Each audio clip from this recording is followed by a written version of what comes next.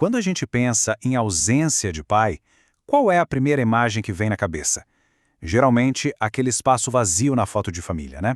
Mas e se o verdadeiro impacto não for sobre a presença física, e sim sobre algo muito, mas muito mais profundo? Hoje, a gente vai mergulhar no que a psicanálise chama de função paterna e descobrir como ela molda quem somos, com ou sem um pai por perto. Para começar, vamos ao número que choca. No Brasil, quase 1/3 das crianças crescem sem a presença física do pai. É um dado gigantesco, claro, e levanta muitas discussões importantes.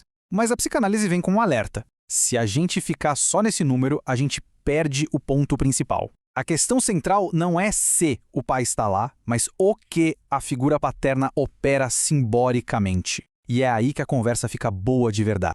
E aqui está o pulo do gato. A gente precisa separar o pai-pessoa, que é o cara de carne e osso, do pai-função, que é um papel simbólico. O mais importante é entender que uma coisa não garante a outra, de jeito nenhum. Um pai pode estar ali, fisicamente presente, mas completamente ausente nessa função. E o contrário também acontece. A função pode ser exercida mesmo que o pai não esteja fisicamente ali. A chave não é quem o pai é, mas o que a figura dele opera na nossa mente.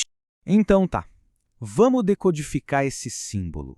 O que raios é essa tal de função paterna? Se não é sobre ter um pai em casa, o que é, afinal, esse papel simbólico que é tão crucial para a gente se tornar quem a gente é? Pensa no comecinho da vida. É uma fusão quase total com a mãe, um mundo a dois. A função paterna é como se fosse aquela terceira voz que entra em cena e diz: opa, peraí, existe um mundo lá fora. É essa função que nos apresenta a realidade, com suas regras, sua cultura, seus limites. Basicamente, é o que nos insere no grande jogo da vida em sociedade. Agora, a parte que eu acho genial é como a gente pode quebrar essa função em 3 movimentos. Pensa num mestre de RPG, um Game Master, sabe?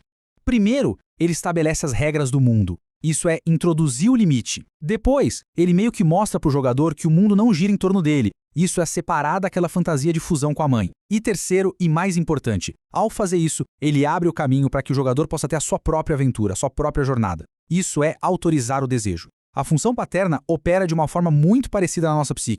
O psicanalista Jacques Lacan, que era mestre em dar nomes complexos para coisas importantes, chamou essa função de nome do pai.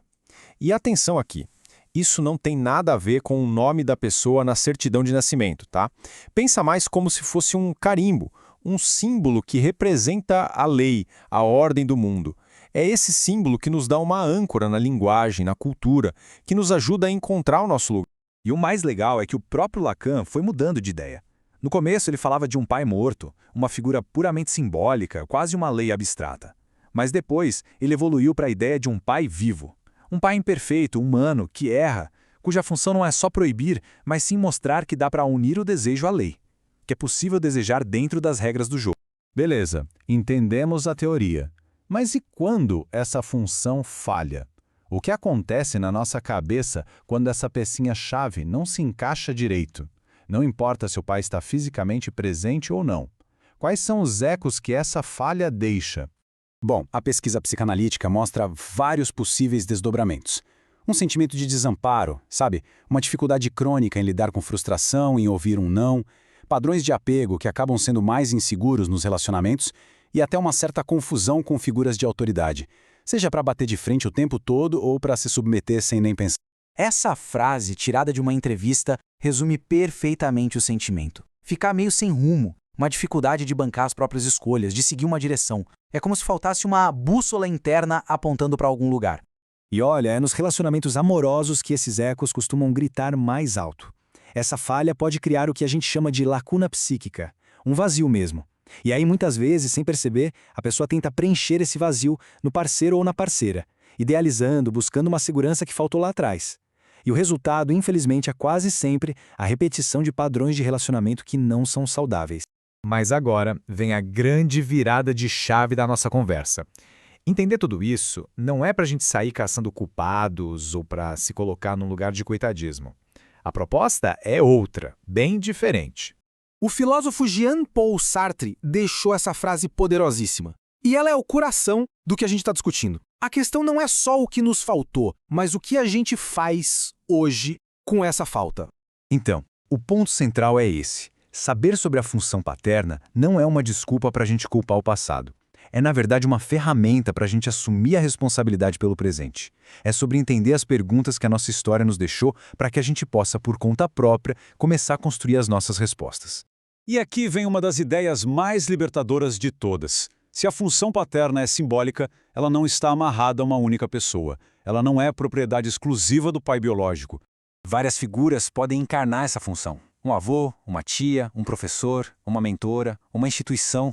E no limite, até a própria capacidade que a gente desenvolve de construir essa referência dentro de nós, seja na terapia, na arte, no conhecimento.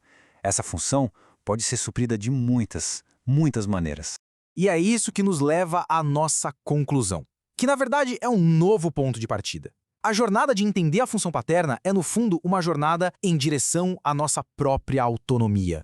Essa ideia aqui é talvez a mais sofisticada de Lacan. A verdadeira função do pai não é ser um grande não, um carrasco do desejo. Pelo contrário, é ser aquele que consegue unir o desejo à lei. É quem mostra que é possível sim desejar, criar e viver com autenticidade dentro do mundo.